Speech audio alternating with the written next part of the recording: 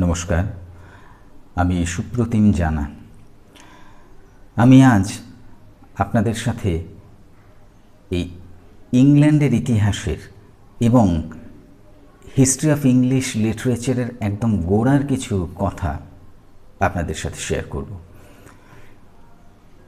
প্রথমত, এই ইংল্যান্ড দেশটা কিভাবে তৈরি হলো, বা ইংলিশ পিপল কারা, কোত্থেকে এলো, বা ইংলিশ নামটাই বা হলো কী করে, ইংল্যান্ড নামটা হলো কী করে, ইত্যাদি ইত্যাদি যে কথাগুলো, এবং সেখানে প্রথম ইংলিশ লিটারেচার তৈরি হলো কোত্থেকে, এই ইংলিশ লিটারেচারের একেবারে গোড়ার কথা, এইগুলো নিয়ে একটু আপনাদের সাথে সময় কাটাবো। তো ইংলিশ লিটারেচারের গোড়ার কথা বলতে গেলে আমাদেরকে চলে যেতে হবে একদম লৌহ যুগ বা আয়রন এজে। এই আয়রন এজ বা লৌহ যুগ, এটা আমরা জানি iron age began in 8th century BC in Central Europe and 6th century BC in Northern Europe.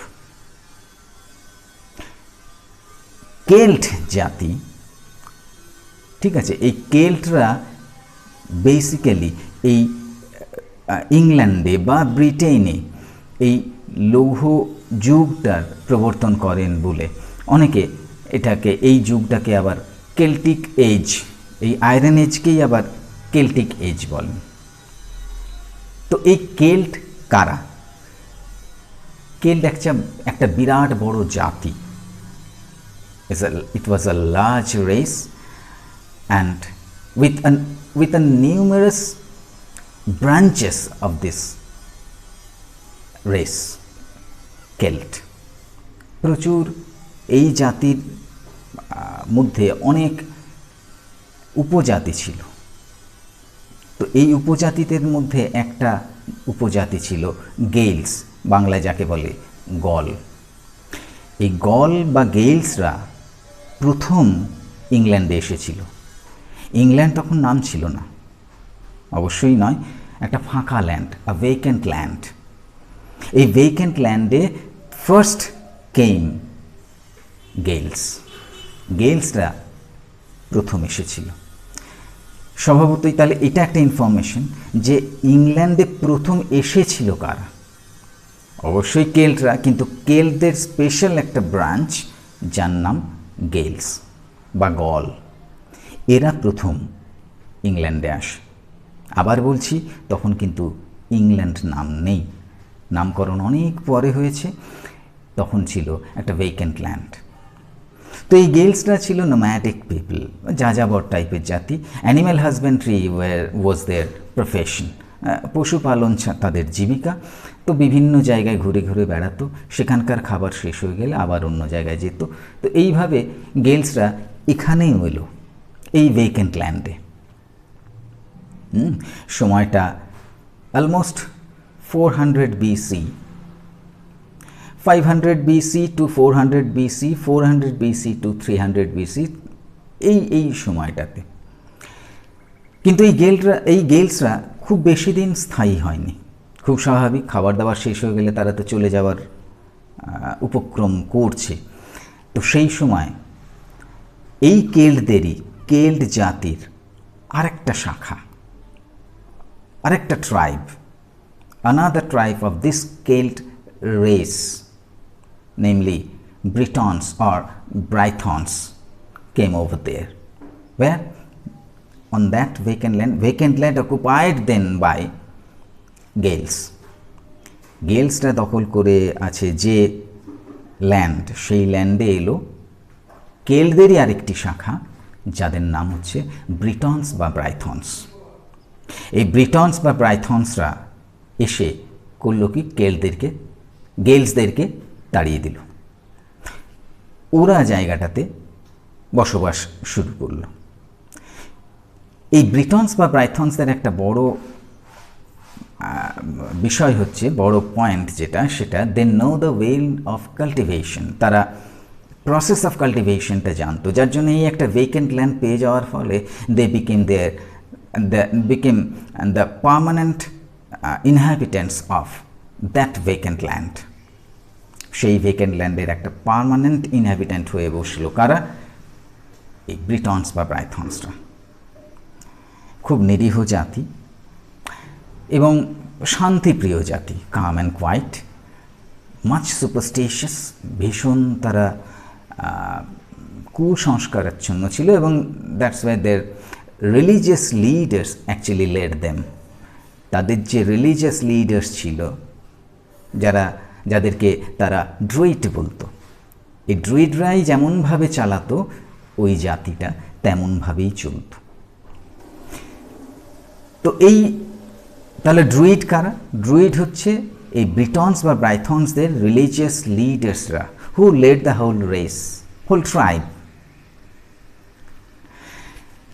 তো এই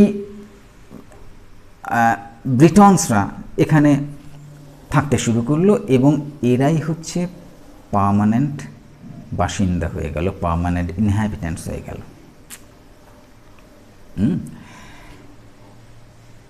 কেল্টদের, এদের ভাষা কি ছিল? অবশ্যই কেল্টিক। কেল্ট রেসেরই তো একটা ব্রাঞ্চ, তাহলে কেল্টিক ল্যাঙ্গুয়েজ। তাহলে তিনটে ইনফরমেশন পেলাম। প্রথমে এলো কি? প্রথমে গেইলসরা এসেছিল এই ভেকেন্ট ল্যান্ড বা ইংল্যান্ডে। তারপরে এলো ব্রিটনসরা। এই ব্রিটনসদের ভাষা ছিল কেল্টিক এবং এই ব্রিটনরা বা ব্রিটনসরা বা ব্রাইথনসরা তারা তাদের রিলিজিয়াস লিডার্সদেরকে খুব বেশি গুরুত্ব দিত, তাদের কথা অনুযায়ী জীবন ধারণ করত এবং এদের এই রিলিজিয়াস লিডারদেরকে তারা বলতো ড্রুইড। আর এদের তাহলে প্রফেশন কিন্তু দুটো, এক হচ্ছে অ্যানিম্যাল হাজবেন্ড্রি বা পশুপালন, পাশাপাশি কাল্টিভেশন, কারণ তারা চাষবাসের পদ্ধতিটা জানত। নির্বিঘ্নে আছে একটা জাতি, মানে ট্রাইব ব্রিটনস। কিন্তু 55 BC-তে ঘটল আলোড়ন। কি হলো? রোমানরা চলে এলো, আক্রমণ করলো এই ল্যান্ডটাকে, এই ভেকেন্ট ল্যান্ড, মানে তখন ভেকেন্ট না, অকুপাইড বাই ব্রাইথনস। এই ব্রাইথন বা ব্রিটনদের ল্যান্ডটাকে রোমানরা আক্রমণ করলো, ইনভেড করলো। অ্যাকচুয়ালি রোমানরা কিন্তু ইনভেশনের জন্যই এসছিল বা আক্রমণের জন্য এসছিল। তাদের উদ্দেশ্য ছিল, মেইন অবজেক্ট ছিল লুট অ্যান্ড প্লান্ডারিং। এই লুট আর প্লান্ডারিং করতেই তারা এসেছিল। কার নেতৃত্বে? অবশ্যই জুলিয়াস সিজারের নেতৃত্বে। তো জুলিয়াস সিজারের নেতৃত্বে এই রোমানরা এই ব্রিটন অকুপাইড ল্যান্ডকে ইনভেড করল। কত সালে? 55 BC, বিফোর দ্য কমন এরা। তো জুলিয়াস সিজারের নেতৃত্বের পর আরও বেশ কয়েকবার আক্রমণ হয়েছে এবং শেষে 43 AD-তে এম্পায়ার ক্লডিয়াসের নেতৃত্বে রোমানরা শেষ আক্রমণ করলো। কেন শেষ আক্রমণ? কারণ তারপর তারা এখানে পাকাপাকিভাবে থাকার ব্যবস্থা করলো। কারা? রোমানরা অনেক বেশি শিক্ষা দীক্ষায় উন্নত, অনেক বেশি এডুকেটেড, সিভিলাইজড। তো তারা এসে এখানে মাস্টার হয়ে গেল। খুব স্বাভাবিক। They started to rule over the area, the country, rule over these Britons. ঠিক আছে? তো রোমানরা এখানে প্রায় 300 বছর ছিল, মোর দ্যান 300 ইয়ার্স। 43 AD মানে 43 AD-তে তারা, 43 খ্রিস্টাব্দতে তারা এলো এবং রোমানরা ফিরে যাচ্ছে কবে? আমি আসছি। ফিরে যাচ্ছে কিন্তু 410 AD। তাহলে more than 300 years or almost 300 years, more than না, 300 ইয়ার্স তারা ছিল।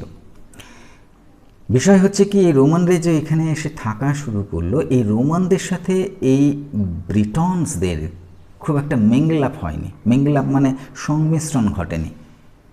Because they use to hate this Britons. Romans used to hate these Britons. They were the masters and the Britons were their slaves. এই master আর slave এই ছিল relationship. সুতরাং যে দুটো জাতি একই সাথে থাকতে থাকতে যে দুটো জাতির মধ্যে বৈবাহিক সম্পর্ক বা বিভিন্ন রকম দেওয়া নেওয়া হয়, সেটা মোটেই একেবারে হয়নি এই রোমান আর ব্রিটনসদের মধ্যে। তাদেরকে তুচ্ছ তাচ্ছিল্য জ্ঞান করতো, হেয় জ্ঞান করত। তো যাই হোক, হ্যাঁ, রোমানরা একটা কাজ করে গেল, তারা এই ল্যান্ডটাকে, যেহেতু ব্রিটেনরা থাকতো, এই ল্যান্ডটাকে তারা নাম দিয়ে দিল ব্রিটেন।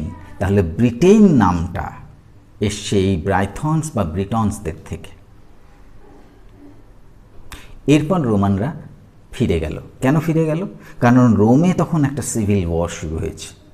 সিভিল ওয়ার একটা গৃহযুদ্ধ, এবং সেই সিভিল ওয়ারের সুযোগ নিয়ে বিভিন্ন ফরেন ইনভেডার্সরা, বৈদেশিক শত্রুরা, তারা আক্রমণ করতে শুরু করেছে। তো নিজের দেশকে বাঁচাতে হবে, সুতরাং রোমানরা সবাই পাত্তাড়ি গুটিয়ে নিয়ে চলে গেল, ফিরে গেল। সময়টা কত? 410 AD। 410 AD-তে রোমানরা ফিরে গেল, রোমে ফিরে গেল। তাহলে রইল কারা? এখানে রইল সেই ব্রিটনস বা ব্রাইথনসরা।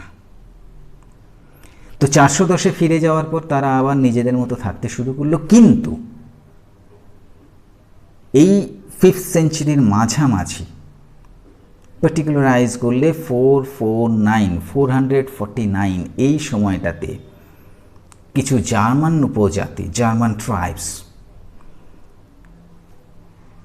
Tribes, they were pirates in profession, মূলত জলদস্যু ছিল, তাদের জীবিকাতে তারা জলদস্যু। তারা আক্রমণ করলো এই ব্রিটেনকে।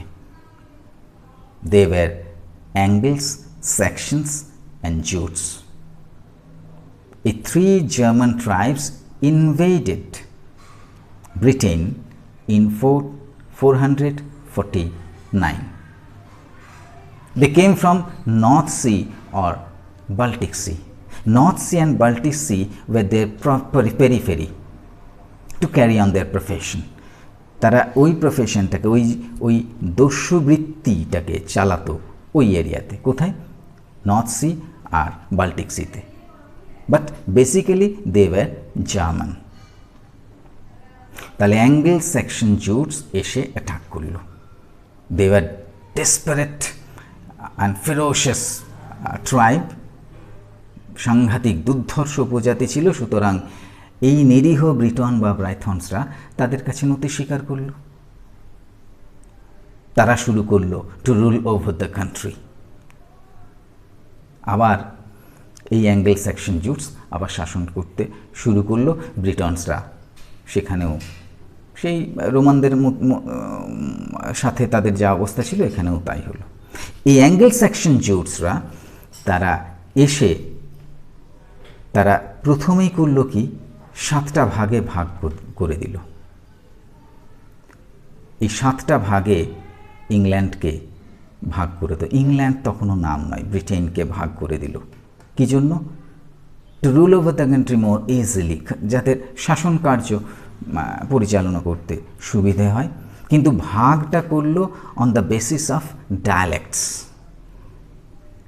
ডায়ালেকটিক্যাল ল্যাঙ্গুয়েজের ওপরে ভাগ করলো। 7 ভাগের মধ্যে অবশ্যই এই 7টা ভাগের নাম আমি বলছি। এই 7টা ভাগকে ভাগ করে দেওয়ার এই পদ্ধতিটাকে বলে হেপ্টার্কি। কোয়েশ্চেন হয় একটা, যে হেপ্টার্কি কাকে বলে? মনের মধ্যে কোয়েশ্চেন আসে যে হেপ্টার্কি টার্মটা কোত্থেকে গেল? এইখান থেকে, এই যে 7টা ডিভিশনে ব্রিটেনকে ভাগ করে দিল। 7টা ডিভিশন কি কি? 7টা ডিভিশন হচ্ছে Mercia, Kent, Essex, Sussex, Wessex, Northumbria and East Anglia. এই 7 ভাগে তারা ভাগ করে দিল। এবার অ্যাঙ্গেলস ছিল সংখ্যায় বেশি এবং তারা অনেক বেশি সংখ্যাও বেশি এবং তাদের জোরও বেশি। সুতরাং এই অ্যাঙ্গেলসরা যে জায়গাটাতে থাকতো সেই জায়গাটাকেই মেইন করলো, তারা ওই জায়গার নাম দিল আঙ্গুল। আঙ্গুল, সেই আঙ্গুল থেকে এলো আংলাল্যান্ড, সেখান থেকে ইংল্যান্ড এবং সেখান থেকে England. From the term Angle to Angleland, from the term Angleland to the term England, and from the term England to England. I say again, from Angul to Anglaland, from Anglaland to England, from England to England. তাহলে এইভাবে ইংল্যান্ডের নামকরণ হলো, যেহেতু অ্যাঙ্গেলসটা ছিল main ওখানে। যাই হোক, তো এই জার্মান ইনভেডার্সরা, মানে এই জার্মান ট্রাইবসরা, অ্যাঙ্গেল স্যাক্সন জুটস, এরা কি ছিল? এরা ছিল হিদেন অর পেগান, মানে নিজের নিজের ধর্ম ছিল। হিদেন বা পেগান ছিল, মানে তো তারা তাদের মতো ধর্ম আচরণ শুরু করলো, আর বিভিন্ন জায়গায় ঘুরে বেড়াতে তো ছিলই তাদের প্রফেশন। অ্যানিম্যাল হাজব্যান্ডারি তাদের প্রফেশন সবসময় থাকে, বেশিরভাগ ক্ষেত্রে তাই ছিল। তো তারা এদের কাছ থেকে এই কাল্টিভেশনের প্রসেসটা শিখে নিয়ে প্রফেশন আরেকটা তৈরি করলো, সেটা হচ্ছে কাল্টিভেশন, মানে কৃষি। তাহলে পশুপালন থেকে দে shifted their profession two cultivation. এই অ্যাঙ্গেলস স্যাকশন জুটস, ঠিক আছে। তো এই জার্মান ইনভেডার্সরা, এরা যখন, মানে অ্যাঙ্গেল স্যাকশন জুটস, তারা যখন ইনভেড করেছিল, তারা সাথে নিয়ে এসেছিল তাদের ওরাল লিটারেচার বা মৌখিক সাহিত্য, যেগুলো মুখে মুখেই প্রচলিত ছিল, রিটেন ছিল না, লেখা সাহিত্য নয়, মুখে মুখে প্রচলিত সাহিত্য, যে সাহিত্যটাই ইংলিশ লিটারেচারের আদি সাহিত্য ধরা হয়, কারণ তারা এসে ওই সাহিত্যটাই মানুষের মধ্যে চালু করে দিল। তো এটাই হচ্ছে সেই অ্যাংলো স্যাকশন লিটারেচার, যেটা হিস্ট্রি অফ ইংলিশ লিটারেচারের প্রাইমারি লিটারেচার ধরা হয়। হিস্ট্রি অফ ইংলিশ লিটারেচারে যেটা আদি সাহিত্য ধরা হয়, সেটাই হচ্ছে Anglo Saxon literature. Basically it was oral literature, and it came with them, with the Anglo-Saxon and Jews. That means it was basically a German literature, because they were German in race, in nation. তারা তো German ছিল নেশনে, সুতরাং লিটারেচারটা কি? German literature. এই German literature, Anglo Saxon literature, Anglo Saxon literature তাহলে basically German literature. এরপর Anglo Saxon literature যখন লেখা হলো, আফটার ক্রিশ্চিয়ানিটি, অবশ্যই ক্রিশ্চিয়ানিটির পরে এটাকে লেখা শুরু হয়, এবং এটা তখন বিভিন্ন রকমভাবে যারা যারা লিখছেন, তখন অলরেডি ক্রিশ্চিয়ানিটি ইংল্যান্ডে শুরু হয়ে গেছে, কারণ 597-এ ইংল্যান্ডে ক্রিশ্চিয়ানিটি শুরু হয়।